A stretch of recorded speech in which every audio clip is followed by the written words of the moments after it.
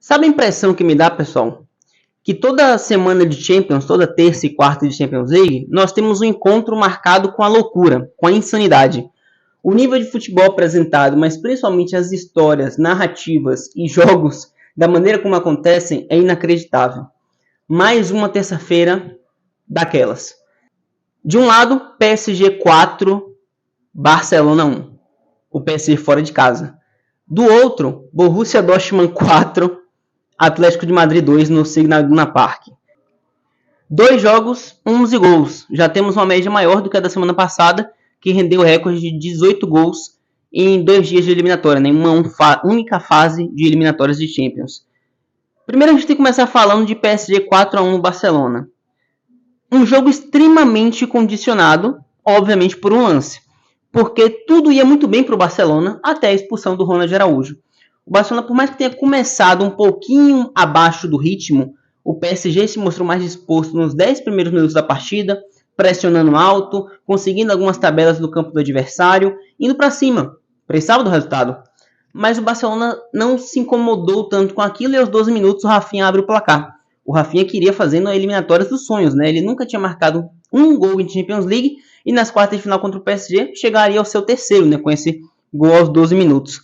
Aí o Barcelona toma as ações da partida novamente, recupera o domínio do jogo, começa a colocar o que ele gosta de fazer em campo, até a expulsão do Ronald Araújo. E eu já imagino que vai ter muita reclamação de Xavi, de Laporta, de Araújo. Inclusive aguardo que eles reclamem publicamente, o que é natural meio em Barcelona nessa temporada. E em algumas outras também. Mas, para mim, honestamente, expulsão completamente justa, inquestionável. Chance clara manifesta de gol. O Barcola tinha dado um tapa à frente, já tinha se desvencilhado da marcação do Araújo. Ele percebeu que o Barcola ia chegar à frente dele. E tem uma disputa que não é ombro com ombro. Por mais que ele sinalize várias vezes ombro com ombro, a não ser que ele acredite que na cabeça dele, a mão dele faz parte do ombro. Aí tem disputa ombro com ombro. Porque ele coloca a mão sobre o ombro do Barcola, impedindo a continuação do movimento do ponta francês. Pênalti não é o que discutir. Isso condiciona completamente o jogo do Barcelona a partir dali. Porque a superioridade numérica foi muito bem aproveitada pelo PSG. E foi muito cruel com o Barcelona. O time se desgastou a partir dali o tempo inteiro. E o PSG soube jogar. O PSG foi se aproveitando, criando chances, entendendo onde ele ia encontrar espaços, principalmente pelo lado esquerdo. O Barcola conseguiu fazer um belíssimo jogo. A gente teve o sacrifício do Lamine Yamal imediatamente, porque com a expulsão do Araújo, o Xavi tira o Lamine Yamal e coloca o Enigo Martinez, então você perderia uma opção ofensiva, mas ainda assim o Barcelona não conseguiu se recompor defensivamente. O PSG tomou as ações de posse a partir dali e foi buscar o empate justamente com o Dembélé. Aí entra um dos princípios da loucura também, né? Um jogo que estava controlado pelo Barcelona 1-0, tem a expulsão, que apesar de ser justa, condiciona a partida, e o ex-jogador do Barcelona empata para o time do Paris Saint-Germain. O Dembélé tem 3 gols na temporada, 2 deles contra o Barcelona nessa eliminatória de quartas de final. Empate que deixava a situação muito difícil para o Barcelona, porque motivava completamente o PSG, que poucos minutos depois, com esse domínio, com essa pressão, cada vez mais encurralando o Barcelona contra o campo adversário, o Barcelona com muita dificuldade de sair dali e sem conseguir atacar majoritariamente, porque as peças ofensivas, tirando o Yamal, o Rafinha se sacrificava muito na velocidade, mas apoiava muito também na reconstituição defensiva, o Lewandowski ficava isolado e o Barcelona preso. E aí tem, poucos minutos depois, o gol do Vitinho de fora da área, numa cobrança de escanteio curta, você deixa o Vitinho completamente livre na intermediária, tentou proteger a área, esqueceu que a frente dela também pode ser risco, né? Pode oferecer risco e de lá você também pode finalizar. Vitinha bateu muito bem, tirando o Ter Stegen de fora da área, um belo gol. Virada que ainda não dava a classificação, levava o jogo para a prorrogação, mas permaneceria assim pouco tempo, já que o Mbappé entraria no jogo. Uma eliminatória, a gente tem que dizer, ruim do Mbappé. Para mim, juntando os 2 jogos, ele não foi bem, apesar de que nessa partida ele faz 2 gols. Na primeira ele está completamente apagado, no bolso de Araújo e do Jules Koundé. Nessa segunda, atuando um pouco mais por dentro, ele encontrou até mais espaços. Mas até que ponto os espaços não foram encontrados justamente pela superioridade numérica que o PSG tinha, né? Porque antes dos 20 primeiros minutos, o Mbappé tinha aparecido pouco também no jogo. O fato é que a gente tem um pênalti, que também para mim é mais uma polêmica da arbitragem no jogo. Se não me engano, no pênalti, o Xavi, inclusive, já tinha sido expulso, né? O Xavi também não tem muito o que questionar, reclamou de um lance de uma cobrança de falta que o juiz deu a favor do Paris Saint-Germain, que na altura do meio campo, tipo, completamente perdido mentalmente, psicologicamente muito instável, né? Se irrita muito fácil com decisões da arbitragem, e tudo bem se irritar. Mas ele já está com o histórico de ter sido, como o Marcelo Beckler falou na transmissão, ele é o treinador que mais vezes foi expulso pelo Barcelona. Ele tem o quê? 3 anos de Barcelona, no máximo. Cara, ele entra muito, né, nesse quesito de reclamar com a arbitragem e se prejudica, e talvez nem perceba nisso no momento. Foi expulso, e a partir dali o Barcelona também mentalmente já estava muito frágil, os jogadores reclamavam muito, tudo era lance para uma confusão, tudo era lance para um questionamento, o juiz tendo que manusear o jogo de uma maneira até difícil, mas o pênalti para mim também é bem marcado, cara. O Dembélé ele dá um toque na bola, a disputa ia ser justamente contra o Cancelo, acaba adiantando um pouco, mas ele chega antes na bola do que o Cancelo, tira do Cancelo e com o toque na bola ele está se virando para a lateral do campo. O Cancelo não precisava daquele carrinho. O Dembélé ia seguir em direção à lateral do campo, mas ele foi malandro. Ele deu toque e esperou o contato. E o contato veio. Há o contato no carrinho, completamente descabido, no tornozelo do Dembélé. E se ele não toca a bola, o Cancelo no caso não toca a bola, esquece. É pênalti, não tem o que fazer.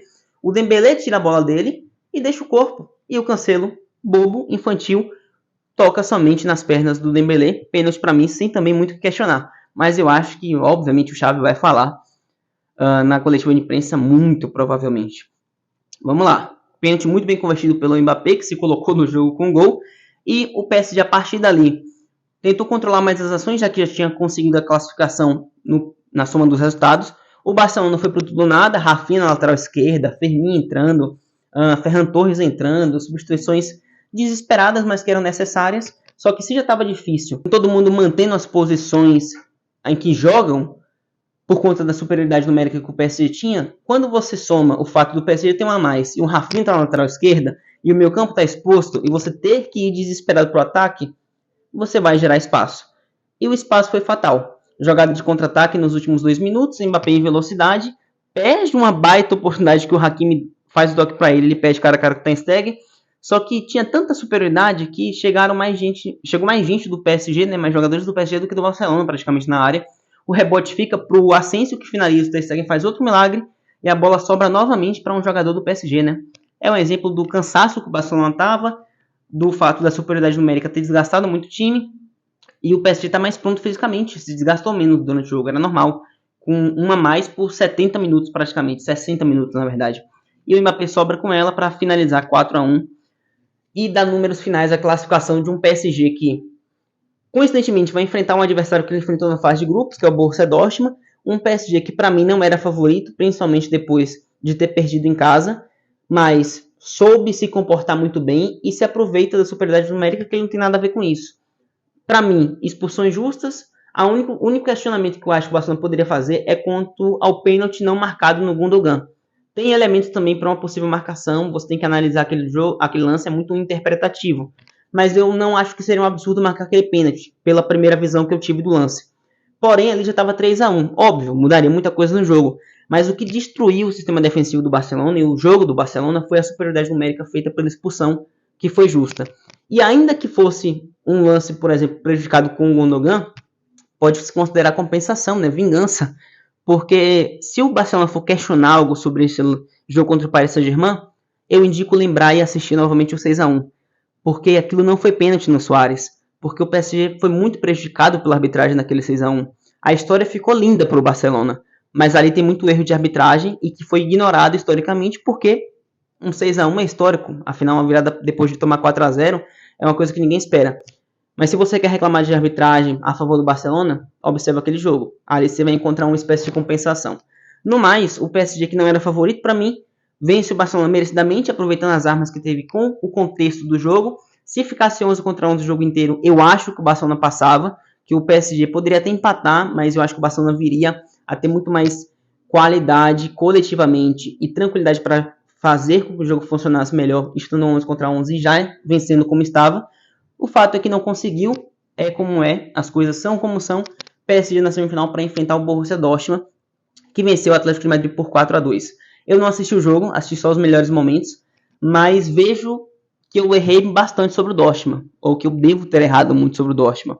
O Dortmund passou na fase de grupos, no grupo da morte como líder, né? O PSG foi o vice dele, deixando o Milan para trás e tudo mais, fazendo uma campanha extremamente interessante. Ainda assim, eu não confiava no Dortmund para chegar nas quartas. Eu achava que ia ter muita dificuldade contra o PSV. Vocês viram falar isso aqui. Não tem problema nenhum assumir isso. Contra o Atlético, então, eu dava vaga garantida para o Atlético. Principalmente depois da vitória por 2-1. Apesar de que, se vocês assistirem novamente o vídeo do jogo da ida, eu falo, olha, o Dortmund tá vivo porque o Atlético também errou muito. O Atlético permitiu que o Dortmund ficasse vivo. Perdeu muitas oportunidades, perdeu muitas chances, principalmente no primeiro tempo, e no segundo tempo do jogo da ida, desligou. É como se tivesse deixado de atacar confiando no 2-1 e feliz com o 2-1. E isso custaria caro, poderia custar caro como custou. Aquele primeiro jogo perdeu muitas oportunidades, perdeu a chance, deixou o adversário vivo, e o Dortmund no primeiro tempo já havia feito 2-0. Muitos méritos de Sabitzer começando o jogo muito intenso, perdendo um gol no início, mas fez uma baita partida. Mas um Dortmund ofensivo, um Dortmund disposto a jogar no campo do adversário, pressionando o Atlético. Madsen faria o segundo gol. O primeiro foi do... acho que foi do Sabitzer também? Não, foi do Brandt, naquela jogada pelo lado esquerdo, finalização, tem o desvio, a bola do Brandt entra. O Madsen faz o segundo gol, que é uma das contratações pré-temporada, assim como o Sabitzer. Madsen e Sabitzer foram contratados e fazendo muita diferença, né, para fazer o Dortmund chegar à semifinal. O Madsen fazendo o segundo gol, é um baita lateral esquerdo, é empréstimo do Chelsea, mas eu acho que o Dortmund vai tentar contratar em definitivo. Não sei até que ponto o Chelsea vai querer isso também, porque ele tem evoluído bastante. Só que o jogo poderia mudar de figura também para o Atlético de Madrid, né, porque no segundo tempo o Atlético vai buscar um empate. A gente tem a diminuição com o gol contra do Hummels, que vinha fazendo uma partida interessante, e no primeiro jogo foi extremamente fundamental para manter o Dortmund vivo. Mas comete o gol contra e o Correa viria a empatar poucos minutos depois, perdendo a chance até entre um gol e outro, uma chance que ele também não deveria ter perdido se quisesse a classificação, e a conta chegou. Mas se você abre 2-0 dentro de casa, recupera uma vantagem, se põe com o pé na semifinal e sofre um empate em poucos minutos, isso pode afetar o mental de muitos times, da maioria dos times. Só que o Dortmund não sentiu, e isso é um mérito que a gente tem que, novamente, reconhecer e respeitar o Dortmund. Fazendo uma campanha, construindo uma campanha muito interessante, que pode ser histórica, também pela força mental desse time. Um time que não se desesperou, um time que pegou um grupo super difícil, passou por cima, superou as adversidades e dificuldades que teria, pega um adversário como o Atlético de Madrid, volta vivo do jogo de fora de casa, diminuindo nos últimos 10 minutos, sofre um empate depois de abrir 2-0, e ainda assim, poucos minutos depois, estava ali, colocando pressão no Atlético, indo para cima, e conseguindo o gol com o Füllkrug na assistência do Sabitzer, e depois o próprio Sabitzer fazendo o gol de fora da área, num chute de perna esquerda, um gol, uma assistência, baita participação do Sabitzer no jogo, uma classificação histórica do Dortmund para realmente explodir a muralha amarela, e um PSG e Dortmund que eu não esperava nas semifinais, mas que pode ser interessante, a gente vai analisar mais para frente esse duelo.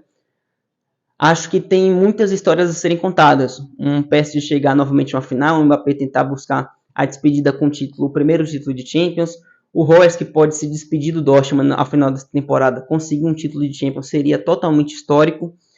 Tem algumas coisas dessa semifinal inesperada, porque eu particularmente apostava que ia ser Barcelona e Atlético, errei os dois.